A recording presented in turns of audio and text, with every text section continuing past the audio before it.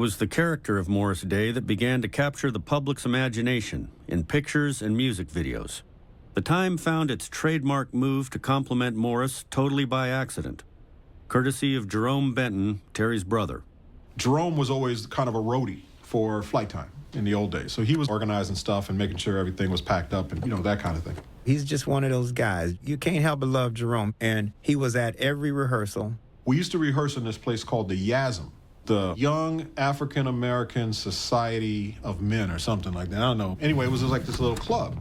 There was a guy named Weaver that ran the place. Weaver let us come in during the day and rehearse. First day, we witnessed Weaver hit this guy and knock him down the street about 10 feet. It just knocked him out cold. So nobody ever wanted to contest. You didn't mess with Weaver. There were two things that Weaver said, don't mess with in the club. He said, don't mess with my juice machine. And he said, don't mess with my titty lamps. Don't break them. Don't break my titty lamps. So the titty lamps were these lamps, but off the base of the lamp was these girls, like, with titties, right?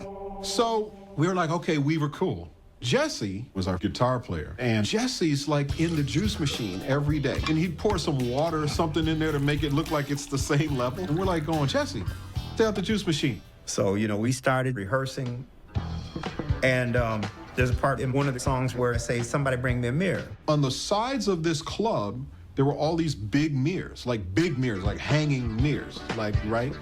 And the next thing we see, Jerome goes to the wall, pulls this big-ass mirror, puts it in front of Morris. Morris starts primping his hair and doing, fixing his tie.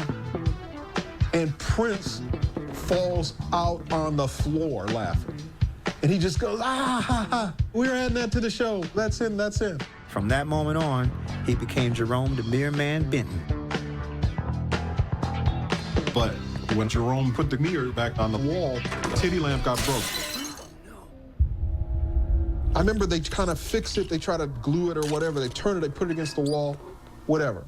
So Friday night, Weaver walks in. We said, oh, there's Weaver. Hey, Weaver, what's going on, man? Weaver goes, who been in my juice machine? We're like, hey, I don't know what you're talking about, man. He says, somebody broke my titty lamp. The first tour for the Time, we called it the Chitlin Tour, because it was horrible. We had this wrecked-ass tour bus. Prince had this beautiful, new, all luxurious shit. We had this thing that smelled like gasoline. Every time we pull up to a truck stop, the driver had the back open and was tinkering and stuff. Hands were always greasy. Hands were always greasy. We had a little messed up little VCR. We put porno tapes on. One time we was watching this particular porno that I didn't like called Naked Wish or something like that. That tape was on heavy rotation. Yeah. And there was a killing in it. They were like cutting people and stuff like that, but yet and still it was a porno, and I don't like horror movies, so I was looking through my fingers like, nah, not Naked Wish, not Naked Wish. I had to stop that shit. I was like, what the hell, man? Because that was a great movie. So I started watching the Flintstones. The pterodactyl, he was doing this thing like that, and I was like, that's some cool shit right there. And that's how the dance, The Bird, was born. America, have you heard?